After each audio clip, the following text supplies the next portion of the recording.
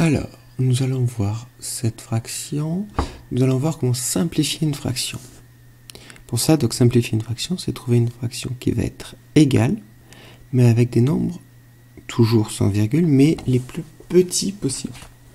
24 sur 9, est-ce qu'il y a un moyen de l'écrire avec des nombres, une fraction égale, mais avec des nombres plus petits? D'accord?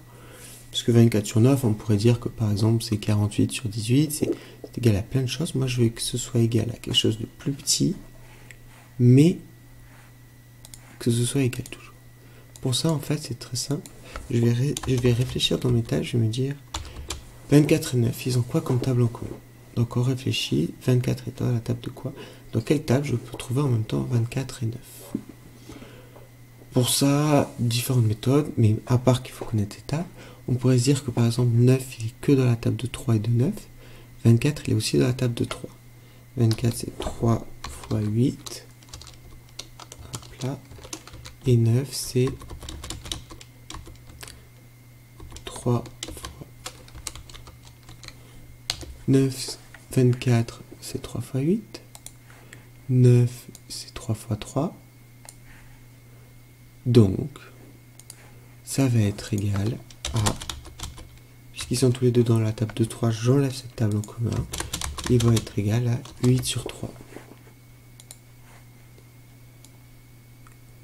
D'accord? Puisque ils sont tous les deux dans la table de 3, il me reste 8 sur 3. D'accord? Je répète, 24 c'est 3 fois 8, 9 c'est 3 fois 3, ils ont bien la table de 3 en commun, donc je peux enlever la table de 3. Donc il me reste 8 sur 3. 8 et 3 n'ont qu'une table en commun.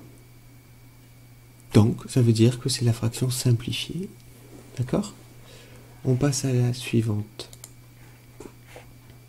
Alors, ce qui est bien, ce qui est pratique plutôt avec la simplification de fraction, c'est que vous avez le droit de mettre ce que vous voulez. Je m'explique. 60 et 24, ils ont quoi comme table en commun? Alors, il y en a qui pourraient me dire, ils ont la table de 2. C'est 2 fois 30 sur 2 fois 12. Il y en a qui pourront me dire, ben oui, mais en fait, ils ont aussi la table de 3. C'est 3 fois 20 sur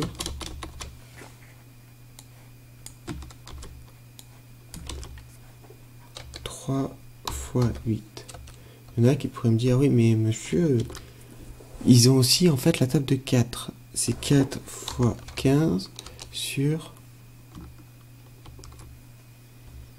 4 fois 6. Et bien, tout cela, je peux dire la même chose, c'est-à-dire, c'est bien, continue. Celui qui va me dire que c'est la table de 2, ils ont la table de 2, donc il me reste...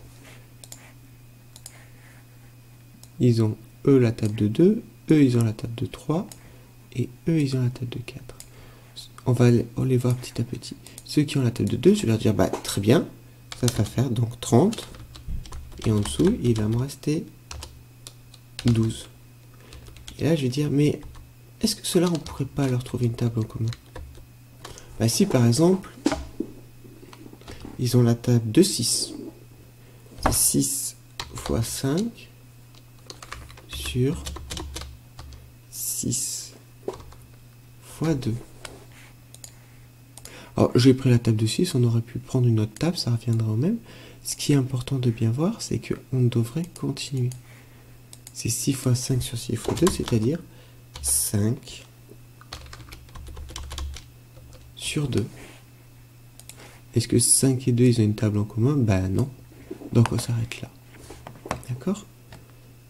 Je reviens après. Là, on n'aurait pas pu faire... On aurait pu faire autrement. On aurait pu aussi utiliser, par exemple, juste la table de 2 ou de 3, mais ça nous aurait rajouté des étapes. C'est pour ça que j'ai pris la table de 6.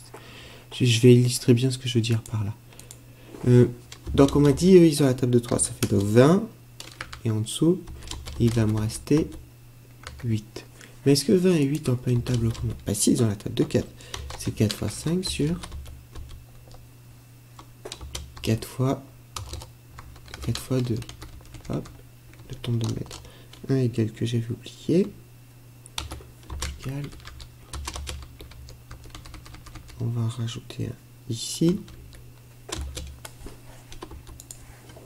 Donc je répète, si j'avais dit que c'était la table de 3, je pourrais dire que comme ils ont la table de 3, c'est 20 sur 8 et c'est 4 fois 5 sur 4 fois 2. Et là, je peux continuer le travail que j'avais déjà commencé, puisqu'ils ont la table de 4 en commun. Je montre bien, à chaque fois, je prends la table qu'ils ont en commun et j'enlève et je marque ce qui va me rester. Puisqu'ils ont la table de 4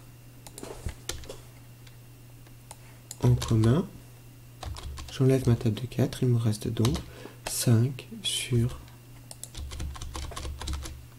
2. Oh, c'est la même chose qu'au-dessus. Si, et là vous allez vous en douter, si vous aviez mis la table de 4, ben vous apercevez que vous avez 15 sur 6.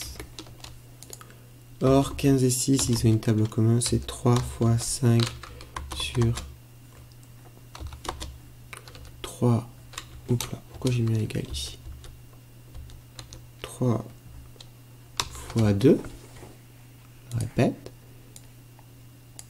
Je mets une barre de fraction. Ils ont la table de 4 en commun, ça fait donc 15 sur 6. 15 et 6, ils sont tous les deux de la table de 3, ça fait 5 sur 2. Et là, miracle, non, on voit donc qu'on obtient toujours la même chose. Et en fait, c'est ça que je voulais dire qui est bien avec la fraction, avec la simplification de fraction, ce qui est pratique, c'est qu'en fait, quel que soit votre chemin, vous allez trouver le même résultat. Et si vous ne trouvez pas le même résultat, deux possibilités, soit vous êtes trompé, soit en fait, vous avez pas fini. Ils ont encore une table en commun. Donc vous faites vos calculs et à chaque fois, il faut connaître ces tables, vous vous posez la question, est-ce qu'ils ont encore une table en commun? On voit la dernière. 25 et 12. Alors évidemment, je ne l'ai pas dit. Ils ont la table de 1, c'est 1 fois 5 sur 1 fois 2. Si je barre la table de 1, ça fait 5 sur 2. Donc ça revient au même. Donc la table de 1, elle est toujours pas intéressante. 25 sur 12. Quelle table ont en commun 25 et 12? Ben 25, il est dans la table de 1, mais on a dit que la table de 1, elle sert à rien. Je pourrais l'écrire 5 fois 5, mais 12, il n'est pas dans la table de 5. Donc en fait, je ne peux pas l'écrire autrement. Donc en fait, ça veut donc dire que 25 et 12 n'ont aucune table en commun. C'est déjà une fraction qui est simplifiée. D'accord? Donc je remonte. Celle-là, ça fait 8 sur 3 parce qu'ils ont tous les deux la table de 3 en commun. Il n'y avait qu'une seule méthode de faire. Quand il y a plusieurs méthodes, c'est pas gênant. L'important, c'est de bien y aller par étapes et à chaque fois de se dire, est-ce qu'ils ont quelque chose en commun? Et la dernière, ben, en fait, des fois, ils n'ont rien en commun, donc ça veut dire que votre fraction est déjà simplifiée. Voilà pour la simplification de fraction.